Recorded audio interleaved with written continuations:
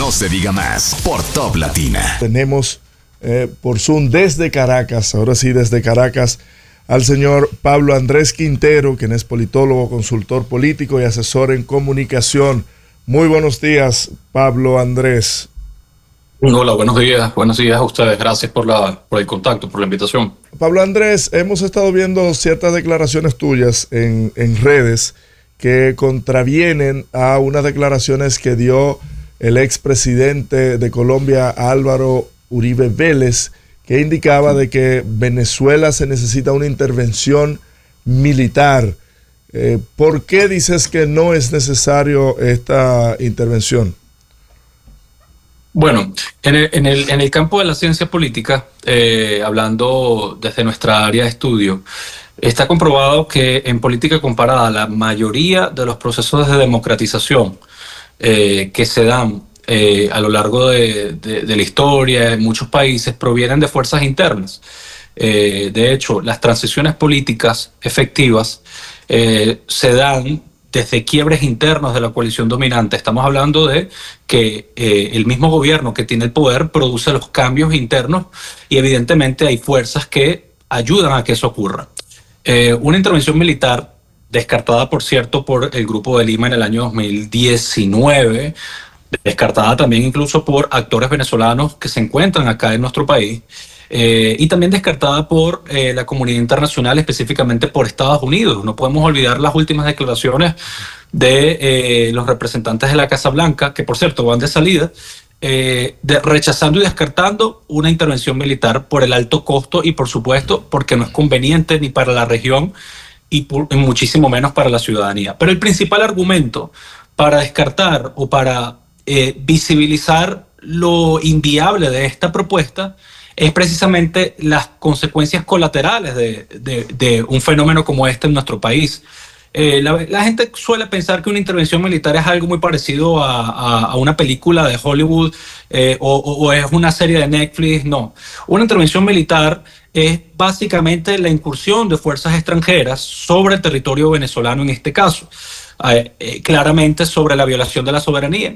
Claramente existiría en ese caso una disputa bélica que pudiera poner en peligro incluso la estabilidad de países como Brasil y Colombia, que son países fronterizos. Los venezolanos, entonces. Pero también lo más importante, y con esto termino, es que una intervención militar no es la solución, por más urgente que se necesite un cambio en Venezuela, no es la solución que esperan los venezolanos, porque más del 65% en investigaciones y en encuestas acá en Venezuela rechazan esta medida, precisamente por lo trágico que sería una escalada del conflicto militar. Un conflicto militar donde pagarían las consecuencias opositores, chavistas y llámese quien se llame. Pablo, ¿y no hay una violación de la soberanía hoy en día? Sí, sin duda, sin duda. Es que, a ver, no podemos entonces pensar que como existen problemas de carácter local, se van a incrementar por parte de la comunidad internacional.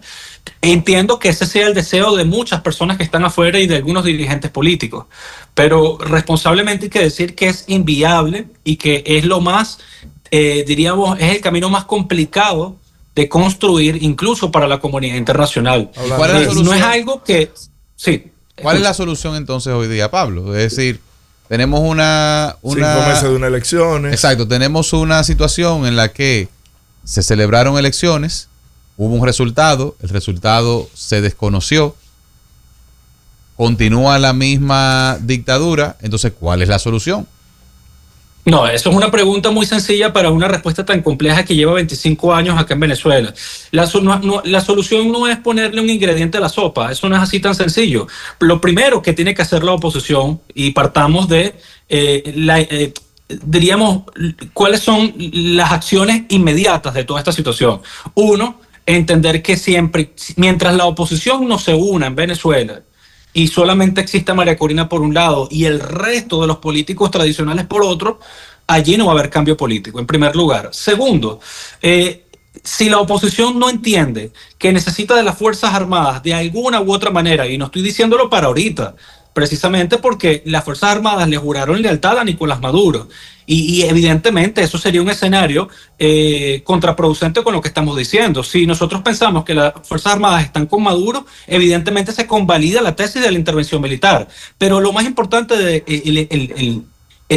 todo esto es que la oposición tiene que entender que cualquier cambio político que ocurra acá en Venezuela necesita pasar sobre el consenso de los militares. Y lo tercero es no depender exclusivamente de la comunidad internacional, porque, a ver, queridos amigos, desde el año 2019, acá en Venezuela, se dependió del gobierno de Donald Trump para lo que eran las llamadas intervenciones militares, lo que era los fuertes paquetes de sanciones económicas sobre el país. Pero lo más importante es entender en retrospectiva que nada ocurrió. Vimos declaraciones de Rex Tillerson, declaraciones de Mike Pompeo, declaraciones de Elliot Abrams, declaraciones de John Bolton, declaraciones de Marco Rubio en ese momento, que ahora es secretario de Estado, prometiendo salidas por la fuerza, y en ese momento nada ocurrió. También tenemos que recordar que en la primera administración de Donald Trump, quien se va a juramentar dentro de poco, Donald Trump dialogó y se sentó precisamente con el dictador de Corea del Norte en la frontera entre Corea del Sur y Corea del Norte. Y luego envió a Mike Pompeo a negociar con los afganos y los talibanes en el Medio Oriente la guerra.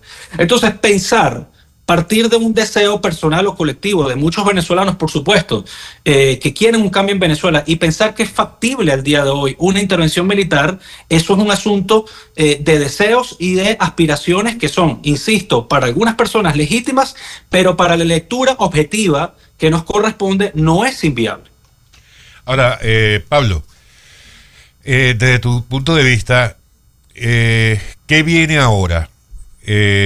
¿Cómo está el escenario planteado al día de hoy, en el que una vez más Nicolás Maduro se juramenta como presidente, a todas luces ilegítimo, un Edmundo González Urrutia que está fuera del país, a todas luces el más votado en las elecciones de julio, una María Corina Machado que se mantendrá en la clandestinidad, una próxima toma de posesión de Trump en Estados Unidos dentro de 7 días, o sea, poniendo todos los elementos sobre la mesa, ¿qué consideras tú que viene ahora? ¿Qué puede ocurrir? ¿Qué se plantea en Venezuela? ¿Cuáles son los posibles escenarios para los próximos días, semanas o meses?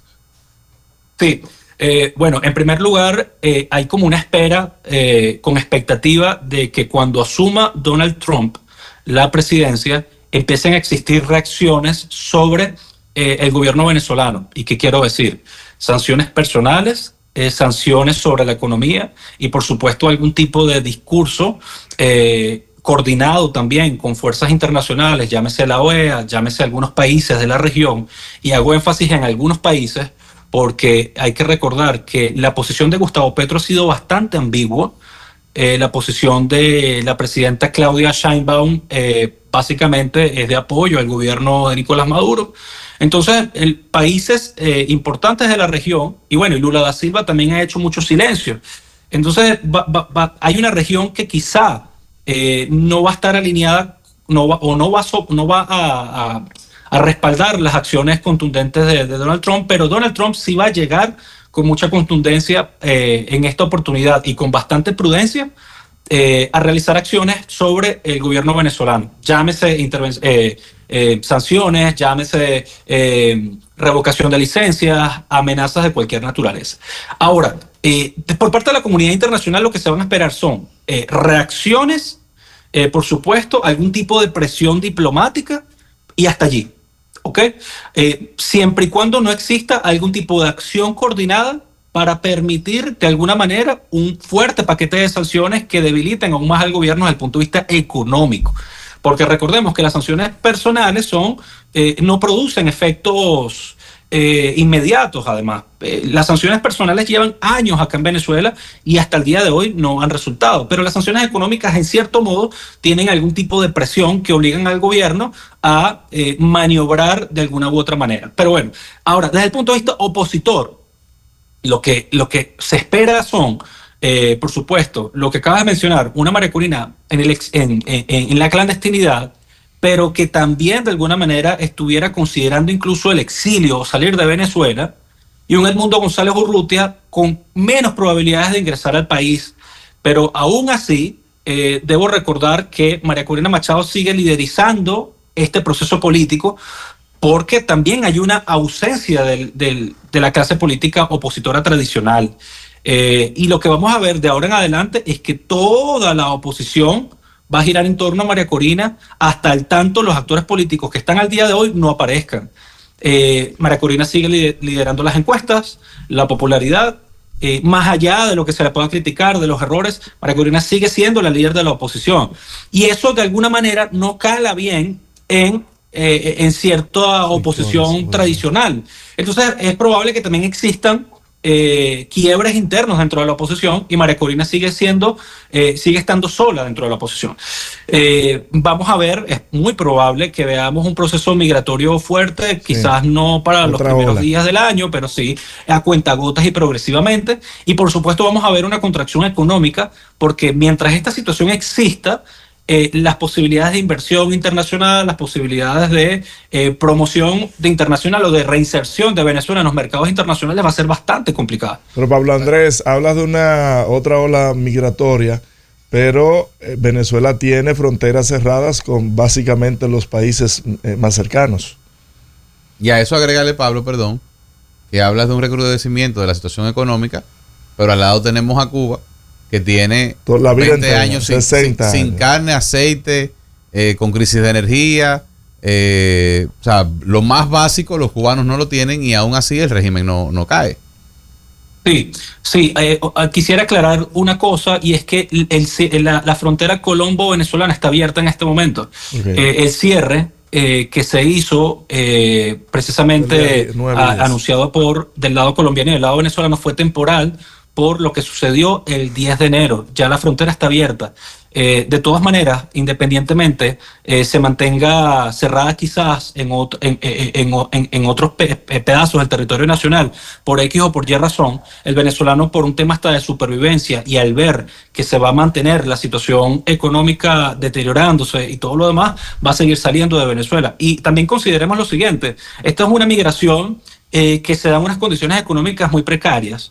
Es una migración que no se da por vía aérea, se da por vía terrestre. Son personas que realmente están en el interior del país y tienen una experiencia de Venezuela bastante cruda, porque recordemos que Caracas es como una especie de burbuja que se mantiene, porque es el centro del poder y es el centro de los poderes públicos, pero el interior del país está padeciendo calamidades por temas de servicios públicos, agua, luz, electricidad y gas, y eso sigue existiendo en Venezuela. Bueno, ojalá que se vayan 10 millones más y sean Petro y Lula los que se lo tengan que aguantar.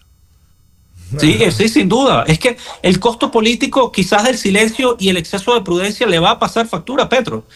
No me cabe la menor duda, y se los digo desde el día de hoy, que las posibilidades de que Vicky Dávila gane la elección presidencial son muy altas, no solamente por los problemas internos que tiene Colombia, sino la posición tan ambigua sobre el caso venezolano, y por quizá darle preponderancia al tema del mercado frontera, y por supuesto por la conexión ideológica y política que existe con Nicolás Maduro. Pero al día de hoy, Petro pierde las elecciones precisamente no por Venezuela, sino por todas las decisiones políticas erradas, pero también por no, de alguna manera, tener una posición, diríamos, lógica, una posición contundente sobre el caso venezolano. Igualmente Lula da Silva. Pero bueno, volviendo al tema de la migración, es algo que se va a vivir en Venezuela, al igual que, por supuesto, más conflictividad interna, persecución, líderes políticos que quizás incluso generen bastante cansancio y también se terminen yendo de Venezuela, que ese es el problema también, y es que la oposición venezolana tiene el liderazgo totalmente fragmentado. Muchos se han ido del país, y eso es una estrategia también de librito por parte de este tipo de regímenes o este tipo de gobiernos, y es generar las condiciones para que la oposición se vaya, o los que se queden no puedan quizás desarrollar estrategias o tácticas para cambiar el poder. Así es. Gracias Pablo Andrés Quintero desde Caracas, Venezuela, con otra mirada de la situación que está viviendo Venezuela. No se diga más por Top Latina.